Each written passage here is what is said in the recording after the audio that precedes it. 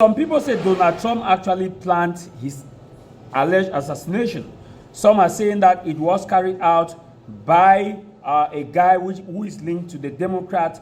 Others are saying that it was carried out by a Republican or was perpetrated by some Republicans who don't want Donald Trump. Now, before we get to the rectorate, I want you to watch this video and understand some of the few things that we must understand here. One, whether Donald Trump planned it or not, nothing will stop the fact that some persons were killed. Two, we must also understand that this individual who attempted to kill Donald Trump, his name is Matthew Crook. He is a registered Republican, yet has been donating money to Democrats. Donating money to Democrats. So, with all this cacophony, I want you to understand this basic fact: who the guy was, who he was actually dealing with, what he has been doing so far, so you can have an understanding. Approximately 130 yards from his target on a rooftop, a 20-year-old gunman fired multiple shots with an AR-style rifle in a failed assassination attempt against former U.S. President Donald Trump. He was identified by the FBI as Thomas Matthews Crooks. Here's what we know about him. Crooks hailed from Bethel Park, Pennsylvania, a relatively affluent, predominantly white suburb of Pittsburgh, located 42 miles away from Butler, where the assassination attempt took place.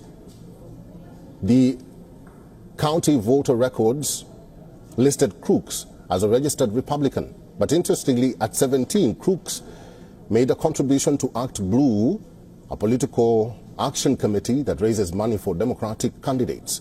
So while Trump's shooter was registered Republican, he also turned out to be a Democrat donor. And not just that, Crooks worked as a dietary aide at Bethel Park Skilled Nursing and Rehabilitation Center and was responsible for delivering food to the facility's residents. The shooter graduated in 2022 from Bethel Park High School.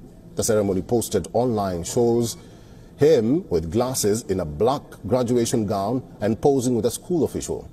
He was handed a $500 National Math and Science Initiative Star Award during his graduating year.